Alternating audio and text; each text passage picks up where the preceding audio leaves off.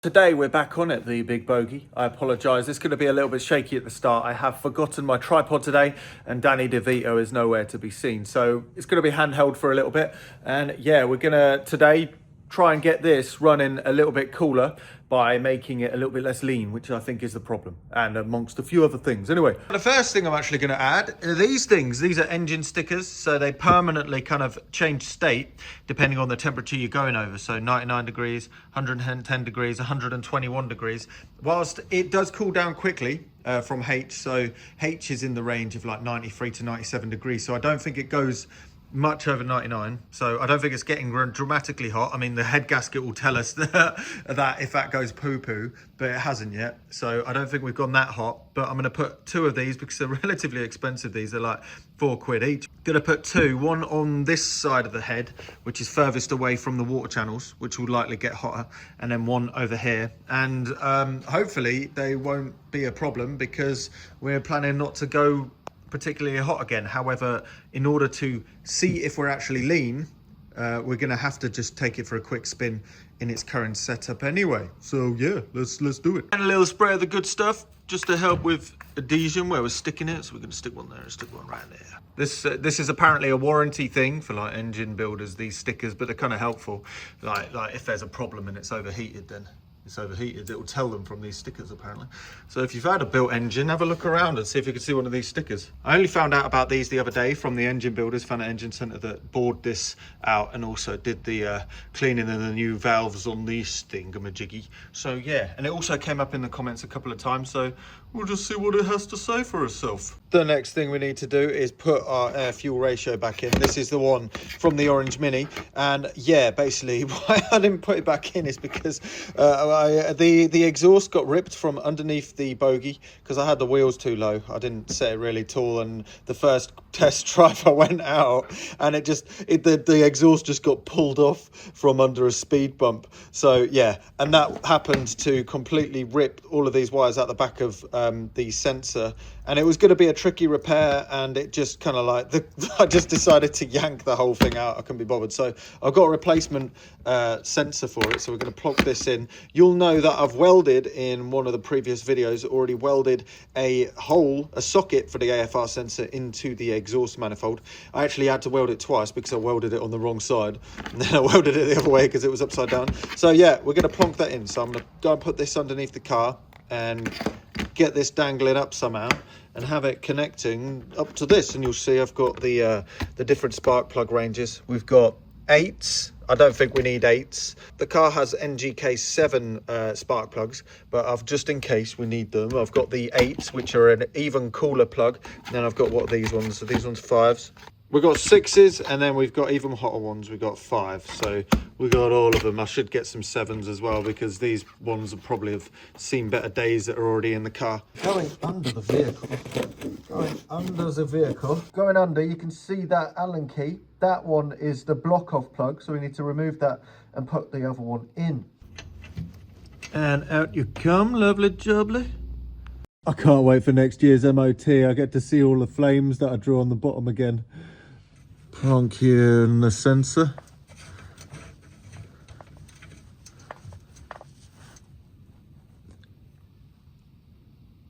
Plonk in the sensor. Cool. Oh, that explains the noise. How the hell did that come loose? Oh, I've got to put that on. So we're going to fish the cable up the back, cable tie it to the subframe, and have it going up into this hole, which I still need to block. People were saying it's dangerous having a hole in the bulkhead. But I remind you, the function of this was having a plastic pipe in it. So, I mean, if there was a fire here, you'd just get molten plastic pipe blowing in your face instead. I've ended up getting the cable up this side. Got to keep distance with the spinny bit, which is the belt there, but I've followed with the speedo cable. It's gone up here. I've dished it around here. Then we're going to travel up and go next to the wiring loom over here, all the way, and come out where the dashboard is over there. Screw it. So it all comes out the same place. We're going to get it through this hole. I'm actually going to make a metal cover for this that's going to have a hole for a bunch of wires to be able to connect to. I will get to it one day, but let's just poke all of the hole, poke it all through. Because even though I've been trying to avoid it, ultimately I think we're going to have one of those works kind of panels sitting here. So you've got a rev counter and a few switches and stuff. It's gonna blooming happen, isn't it? It's gonna blooming happen. I tried avoiding gauges, but here we go. You just can't fight them for too long. So yeah, there'll be a big works panel thing here and over there. It'll be kind of cool. But for now, it's just gonna be poked through here willy-nilly. Lovely. So we've got a speedo and an AFR gauge from the other Mini, but it's all good. So all of the wires are still there. I haven't cut them down. They're just in a loom. So this is the thing that boils down to power, plus and minus. And then we've got this, which is actually the GPS for the speedo. So yeah, I'm just gonna terminate these near the fuse box and we'll plonk this in. Just gonna literally plonk them here for now. So we'll just stick it there, chuck these through there over to the fuse box, toodly doodle. I think I'm literally gonna shove a cable tie between that and that for now. Plonk it into the fuse box. I don't envision this being a permanent thing, so the monkey's given with kind of making it neat is somewhat minimal. It's a temporary thing to just get a better idea of the air ratio, and then it'll go on to the next Mini. Now let's get the engine started. So we'll just do it. We need to wait for the heat to heat up. So this is the sensor heating up. I haven't adjusted anything with the fuel system, and it's reading, well, crazy lean. That's well lean. That number 19 is 19 parts air to 1 part fuel. That means there's 19 times as much air as there is unburnt fuel. I think that's how it works, I'm pretty sure. So lambda or something, number 1 for lambda, which is another way of reading this, is 14.7. That's like the ideal burn for economy and driving and power and stuff. With Minis, like in the David Vizard book and things like that, it's better being a little bit richer than that. And also from keeping it cool, the more fuel to air there is, it'll stay cooler. It's just a big old dance of it. You'll never get it bang on. Amazingly enough, when we took this to the rolling road with Stuart, it was idling in the mid-13s. Slightly rich, but it was fine for bedding in and keeping it nice and cool. Amazingly enough, the only thing that has changed, I haven't adjusted anything, the only thing that has changed is the HT leads and the resistor spark plug. So yes, if your ignition is severely stunted, which ours was, it would give us a false reading because of the incomplete combustion from the crappy spark. Now it's got a decent spark, we're getting a better reading and we're pretty damn lean, which means it's gonna get pretty damn hot. So we need to start adjusting this stuff. The first thing we're gonna do is check the idle mixture, and that is down to this screw right here. There's 2 of them, one either side for 2 jets. Okay, so taking it down, let's count in half. So we got 1 half turn, 2 half turns, 3 half turns, 4 half turns, 5 half turns.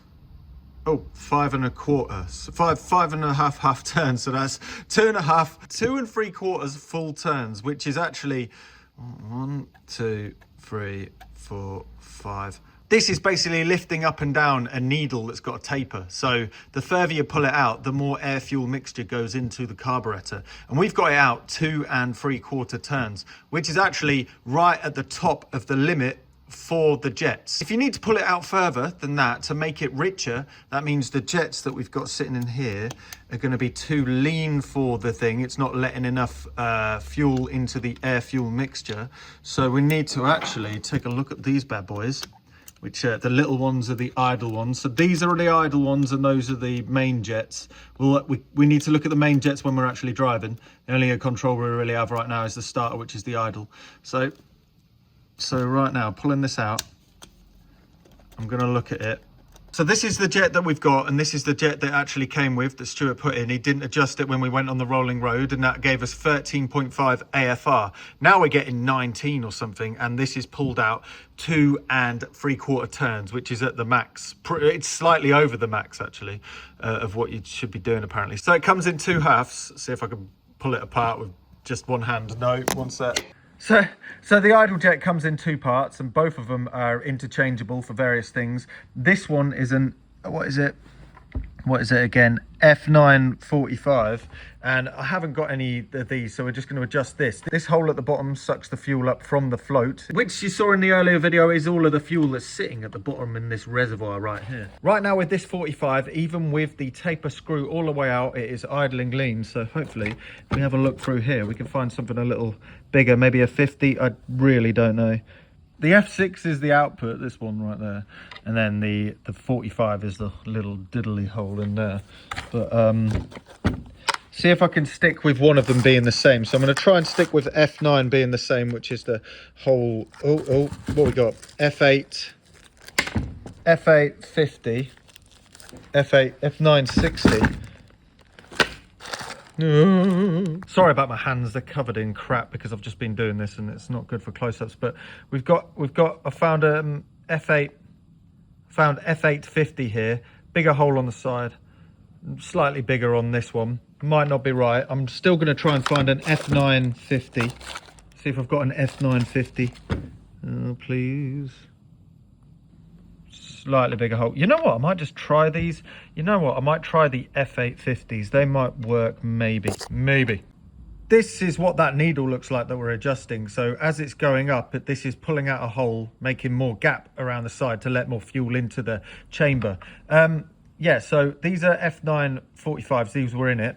This is a specific one because Stuart does say he fine tunes them because you can just adjust these by making the holes bigger. And so I won't lose it. So let's just try the F8 50s. The idea is today is not get it perfect. That's the job for the rolling road, but we're going to need to get there without the engine kind of blowing up and overheating and a head gasket blowing or something like that.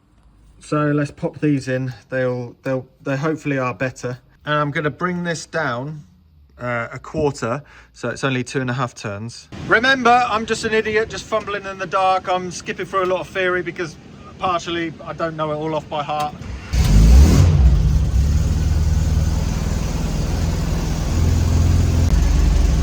It's about the same because we've adjusted both of the holes, so it doesn't really massively help, but I can adjust these ones a little bit better. Right now I don't have a crazy amount of selection. It's all a bit of a hodgepodge if I'm honest, but I'm going to work with what I've got. I might need to modify some. So these two I cannot lose because these are the ones that Stuart put in them. So right now they're going in here. Don't forget, Sam, that they're in that box. Right, so now we put those in. I've found these ones that are bigger in both respects. We've got 65, which is the hole, and F2. See, the hole is massive on the side, and it's going to be bigger on the top as well. So it's bigger in both respects. Let's see what that does. So with this one, a F265, you've got more output, but you've also got more mixture. I have a feeling this might give us the same, just a bit more flow, but we'll see. Right, that is as good as we're going to get it with the needles that we have.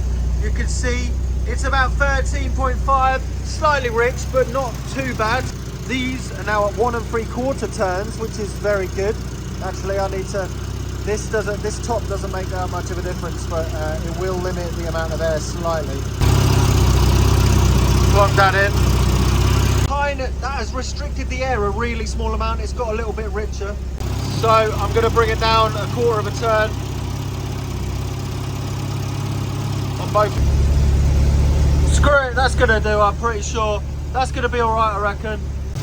Check the symmetry of them. Oh no! Ah, it'll be fine, screw it, doesn't matter. So now we need to get the main jets sorted. Teeny weeny update to the curve.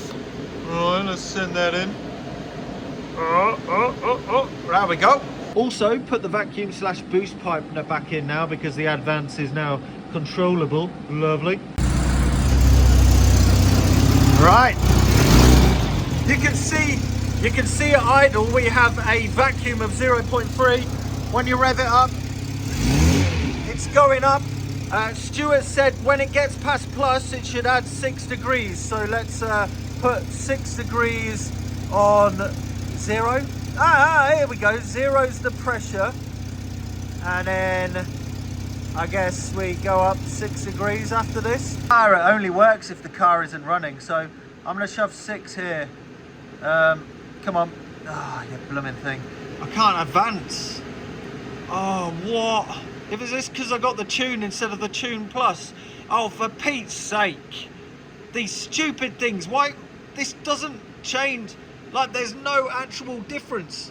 That is so annoying. The 1, 2, 3 tune, you can't change the tuning in the positive pressure. Why is that? There's no, like, functional difference. That's all a software thing. Oh, mummy. What's going on?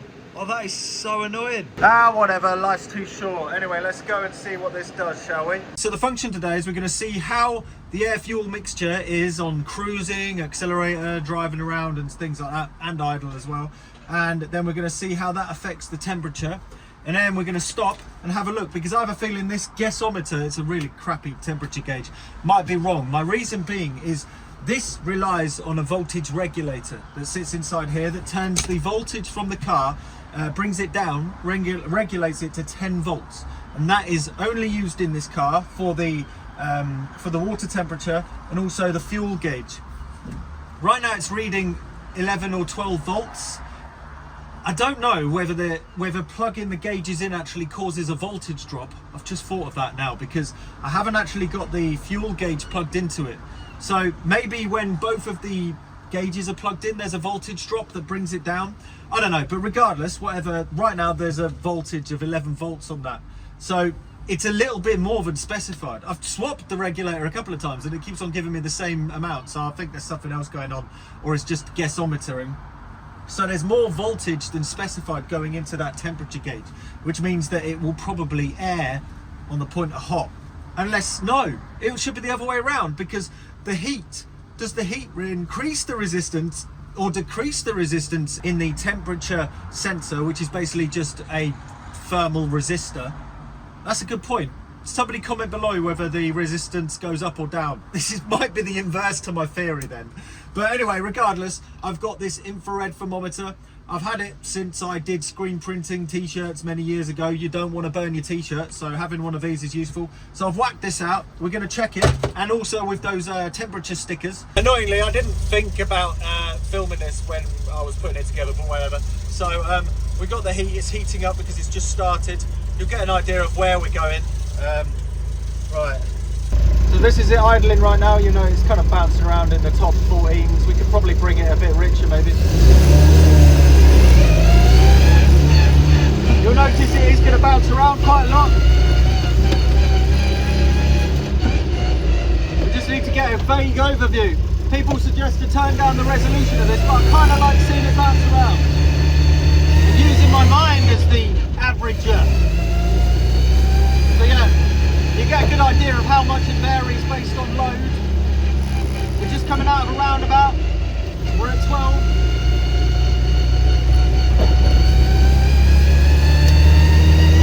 Slight drive.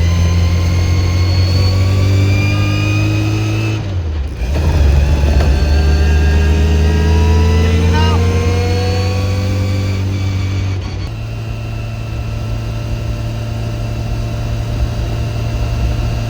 Okay, we might be ready.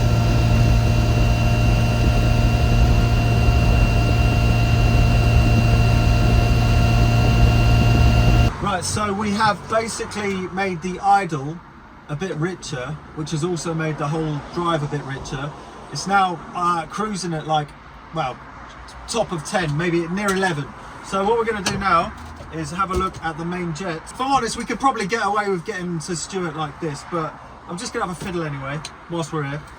I'm going to go and grab the main jets and have a look at those. So, here's the main jet. Okay. So this is the main jet. It's a bit more complicated than the idle jet. You've got the retaining screw bit at the top. Hiding underneath that, you've actually got this one, which is a hole that you can change the size of, and that's for the air going in. And then you've got this whole bit in the middle, which is all about the mixture. And then you've got this bit on the top, which is the fuel nozzle. Right now, to keep things simple, because yeah, you can adjust these till the cows come home. Just gonna worry about the top right now. What I'm gonna do is I'm gonna try and find the number. Okay, it's been rubbed out, so that means Stuart's modified these. But I could get a sort of approximation. But let's see what we've got in here. We've got these, which are 142s. They look from visibly, because Stuart's actually removed these because he's made them custom. It's a custom hole that I'm assuming it's opened it out a bit, which I was prepared to do in the idle, but I'm pretty happy with it. So these ones are slightly smaller than that. So I'm going to put these ones in, and then we'll drive to our favourite spot and take some thermometer readings. But I cannot lose these ones that Stuart has put in. Don't forget to do both now, Sam. Right, so pop them in. As you can see, the bottom of it was in the fuel. That's the fuel pickup bottom. Yeah, this is the wrong screwdriver, but I forgot to bring any other screwdrivers like an idiot. Screw cap back in. It's a really nice hand one on the Webers, but this one's a cheaper DCOE copy because I specified that to save a bit of money. You're not really gonna see it in this shot. I'll try and describe it to you whilst we're going. So, should in theory pick up less fuel for the fuel to air mixture in the primary jets now. Oh no! Oh! I put the other bloody nozzle in. Whoops! I nearly drove off with the original nozzle actually on the sitting on top of the engine. That wouldn't have been good, so I won't lose these. I say that and I put them in my pocket. I will lose them in my pocket. Right, okay. Okie dokie.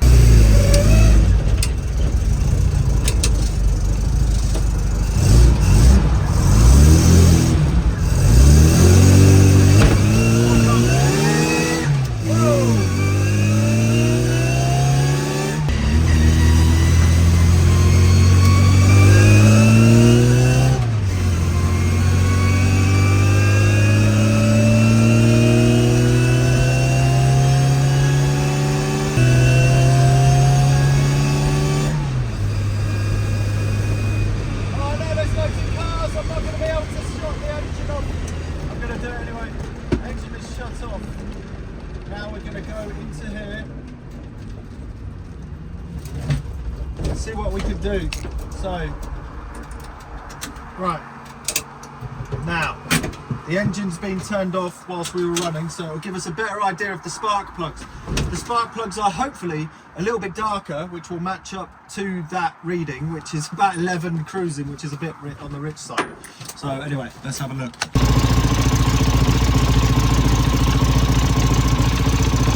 It's come up to temperature on idle. We're actually at 83, so it's so funny. Let's give it, so right on the temperature gauge, this is the temperature gauge. This thing right here is the temperature sensor, the resistor, measuring right next to it, measuring right in that nib.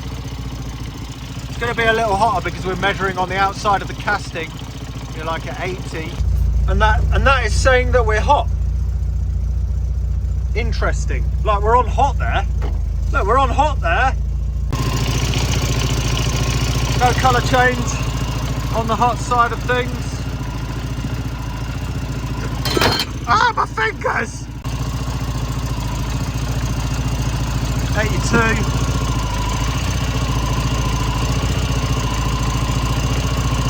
60. Down on this water pipe, we got on the outside of the water pipe 42. What the fuck? Got on the exhaust.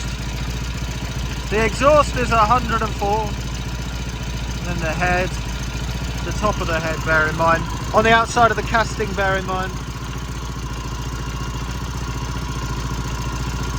Okay, interesting. So you've seen those temperatures, and lo and behold, yeah.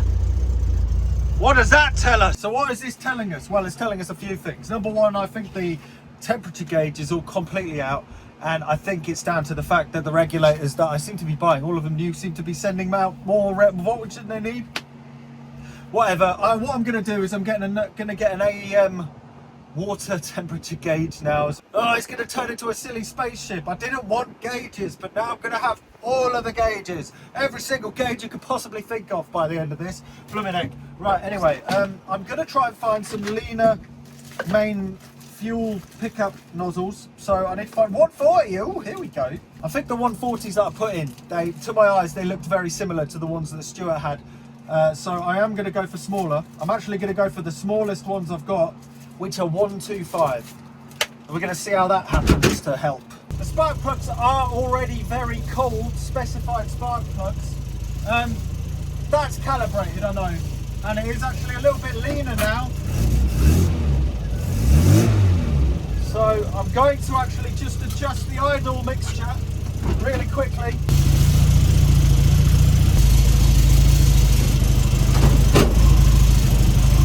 We could also potentially go with a richer idle jet. The main prerogative is getting the temperature good so we can actually make it to Stuart's without overheating. Now the idle speed is a little bit too low. Oh, misfiring. That's not good. Now we're too lean. I'm really fighting the light. I'm gonna have to do some reading up on the weathers again because I completely forgot. But I've got 140s now, which are 5 thingamajiggies less than the ones that I had that were a bit too rich. So they'll give us a good amount. I think we'll be all right. We'll make it to Stuart's.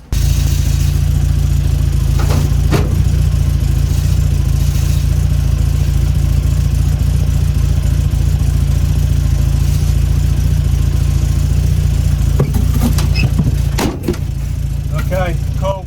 We're idling at about 13.5. We got the 140 jets in now, which will hopefully make us cruise a little bit leaner than before. I forgot to check about the indicators. Whoops. I'll just have to use hands.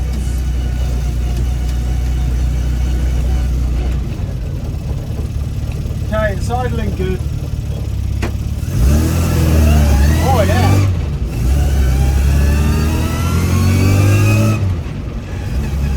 This might be the best we've had. Yeah. So I think we're close enough.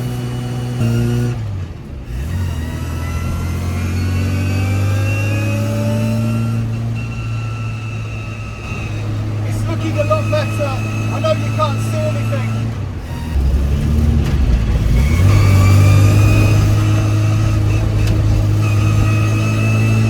So yeah, at least it's not overheating anymore, and potentially it wasn't even overheating in the first place. I wish I had the stickers for the engine beforehand. I mean, at least the ultimate heating alarm hasn't gone off, which is the head gasket, but that's the thing. If it goes, it goes. But the thing is, for me, I'm not overly fussed if this engine just gives up the goat. It's all about, you know, experimenting and kind of learning. So I do need to sort out the bonnet though. That's one thing for sure.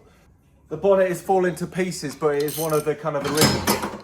The bonnet is falling to pieces, but it is the only original bit on the front of the car. So I'm trying my hardest to keep it. So I'm thinking of taking it off. The inside of it is not looking great. I need to take it off and fix it up. There's potentially, I will actually put it on with those pins, but I think I will just fix the fixings. Look at that wiggliness. Yeah, I didn't sort that out. Anyway, looking at the spark plugs now. Remember, these are NGK7s. You can see they are brownish, but there's a little bit of black. You know, it's on the blacker side of brown. So there's the timing on the back. And yeah, okay. It's a little bit darker than optimum, but you know, it's not like it's completely black and it's going to be too rich to drive a couple of 100 miles and sort out the rolling road thing. I think the jets that I had that were in the ballpark for this, for the carburetor, were just good enough. You know, there's no point buying more of them if we going over to the rolling road and it changes it up again. So after putting this video up, I'm going to email Stuart and see if I can get a rolling road booked in, which we can finish off fine tuning it. There is one question I have is about the 1, 2, 3 tune that I got. I have a feeling that I can't use the positive pressure to add advance, which is a bit annoying because to get that little bit more out of the car, Stuart suggests about 5 degrees of advance on the positive boost, which happens when you're under load, of course. And as you saw earlier in the video, you can't adjust it into the positive point. To me, that strikes me as a complete software problem. Mechanically, it is reading the positive pressure, so it seems like a complete limitation with the software, not the actual hardware of the 123 distributor, which is a bit annoying. So if anybody's watching from 123 distributor, please, can you update the Windows software to be able to adjust the timing with positive pressure on the vacuum hose? Please, please, pretty please. Unless there's a valid reason, please, please. As for the temperature gauge, yeah, that strikes me as being a bit out, I think, because of the regulator, of course, giving 11 volts instead of 10 volts. Even though I have swapped it multiple times, I think I've bought 2 new ones and all of them give the same reading. So I'm not sure what's going on there. I think maybe it's because I haven't got the fuel gauge plugged in, but somebody may know. Does it contribute to voltage drop, or are they all just doing 11 volts or am I doing something wrong? Obviously it's the outside of the casting, so it will be cooler, but gosh knows what's going on there. Anyway, in the next video on the big bogey, hopefully we'll be at the rolling road and we can finally actually find out what horsepower this is giving out. Also, you'll notice that if you saw the speedo in the middle and that speedo are completely out. I'd say by a good 5 miles an hour. So I am going 5 miles an hour slower than that middle gauge is actually saying, which makes it feel a little bit more realistic. Because I did feel it was like, are you sure we're doing 60 in 8 seconds? That doesn't make sense. It's more like 55 in 8 seconds. For the temperature, we could add a more precise water gauge and also an oil temperature gauge, but I'm really trying not to add gauges for the sake of adding gauges. I'd rather just deal with the little ones in the middle. The air fuel ratio and the GPS speedo I will remove after it's all, acting happily. But, I'm saying this and sod's law, it is going to happen. I'm going to have a rev counter, ammeter, voltmeter, temperature, boost, all that stuff. Also, if it is indeed actually correct and we are overheating quite a bit, I'm trying not to add things like oil coolers and extra things until I know I absolutely need them. Because the thing is, with this setup, it's not uncharted territory. This is a setup that is used on quite a few minis, and all of these minis seem to be doing all right with this vague setup. So if they're all right with this and I'm overheating, then there's obviously an underlying issue. It's not that we need to kind of add more cooling, it's we need to kind of address the issue that is inside of it. So that's my thinking anyway. Take it step by step and try and add as little as possible